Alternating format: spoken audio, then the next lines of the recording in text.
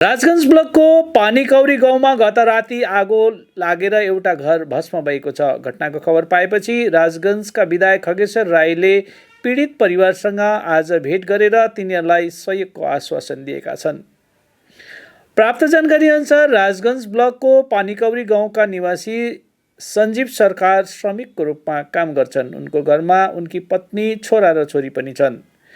गत राति उनको घरमा आगो लाग्दा घरमा कोही पनि थिएनन्। दमकलको गाडी घटनास्थलमा पुग्न अगावै आगो लागेको देखेपछि स्थानीय मानिसहरूले आगो निभाउने प्रयास गरे तापनि त्यति बेलासम्म घरका सबै सरसामानहरू जलेर भस्म भइसकेको थियो।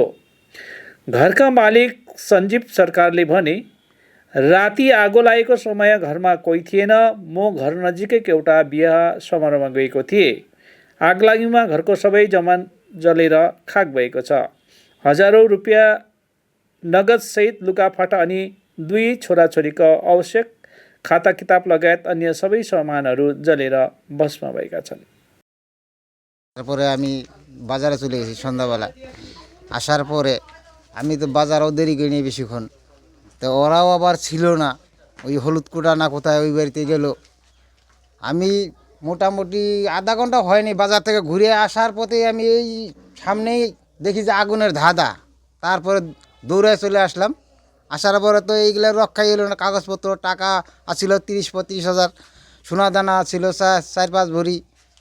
মনে করেন একটা কিচ্ছু আমার ঘরে নাই। এখন পড়ার মতো যে জিনিসটা আছে এইটুকুই আছে, আর কিচ্ছু নেই আমার।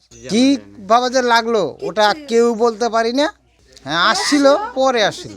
হ্যাঁ, তার আগে লোকজন আছে, পাশের লোকজন আছে অনেক। আপনারাও দেখেন কি কি রক্ষা করতে পারছি। সবই তো ফেলাই রাখছি এখানে। এখন বর্তমানে এই যে আমার খালি জামা কাপড় যা আছে পরনে এইটুকুই আছে। আমার হলো যা হয়, হ্যাঁ আমার এটা দেওরের ঘর, আমরা পাশের বাড়ি, পাশের ঘরই আমার। তা যাই হোক, ও ঘরে তালা দিয়ে স্যার গিয়েছে পাশের বাড়িতে, আমরা যাইনি। আমি যাব বলে আমি প্ল্যান নিচ্ছি। আমি বললাম আমার ননদ আছে, ননদের জামাই আছে, বলছি স্যার যে একটু চা খেয়ে নিয়ে তারপরে আমরা যাব। আমি যাইনি, আমার মেয়েই দেখেছে, আমার বড় মেয়ে দেখেছে। তারপরে লোকজন জড়ো করে আমরা হলো আগুনটা নেভানোর ব্যবস্থা করেছি। হ্যাঁ, সব ঘরে থাকা সব জিনিস পুড়ে শেষ হয়ে গেছে, ছাই হয়ে গেছে। এরা রোজ এই যে মাঠে কাজ করতো, হাজিরা দিত, মানুষের লেবারি কাজ করতো স্যার।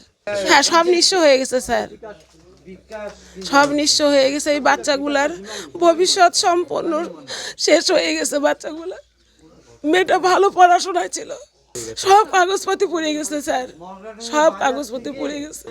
আমরা যাচ্ছি ওদের সম্পূর্ণ সব কিছু ক্ষতিপূরণ চাই স্যার। মেয়েটার জন্য আবার সব কিছু হয়, সব কিছু জন্য এরা ঘরও চায় বসবাস করার জন্য। সব কিছু আমরা আবেদন সরকারের কাছে, এটাই আমাদের আবেদন। ও তো চলার মতো কোনো রাস্তা নাই স্যার। গতকাল যেটা বলি তোমাদের মাধ্যমে আমি জানতে পারলাম, এখানে প্রধানও বলেনি, বিশেষ করে আমাদের এখানে কল্যাণ আছে, তার কাছে সকালবেলায় ফোন করলাম, ও নিজেই ফোন করছিল। যেখানে পানিকৌড়িতে আমাদের সঞ্জীব সরকার, দেখছেন গতকাল সন্ধ্যা 7টা নাগাদ টোটাল বাড়ি, আমার ঘরটা একটাই ঘর আছে, পুড়ে গেছে। ওই ঘরেই থাকতো আর কি। দেখলাম জামা কাপড়, কাসন বাসন থেকে শুরু করে টাকাও কিছু গেছে, গয়না কিছু সমস্ত পুড়ে গেছে। সেই শোনার সাথে সাথে যেহেতু এই এলাকার বিধায়ক, এটা আমার কর্তব্য, বিধায়কের থেকে কিছুটা আপাতত দিলাম আর কি, কম্বল টম্বল প্লাস পলিথিন, জামা কাপড় কিছু দেওয়া হলো। এবং নিশ্চয়ই যাতে আর্থিক কিছু সরকারের পক্ষ থেকে আর্থিক কিছু সাহায্য পায়। আমি আইসিকেও ফোন করলাম, থানার আইসিকেও ফোন করলাম, জয়েন্ট বিডিওকেও ফোন করলাম। ও এখনও সঞ্জীব এখনই যাবে। যেহেতু সরকারের পক্ষ থেকে কিছু সাহায্য করা যায়, তার জন্য আমি নিজেও দেখতে এসেছি, এবং সরকারের পক্ষ থেকে কিছু তার সাহায্য করা যায় তার ব্যবস্থা আমি করে দেব।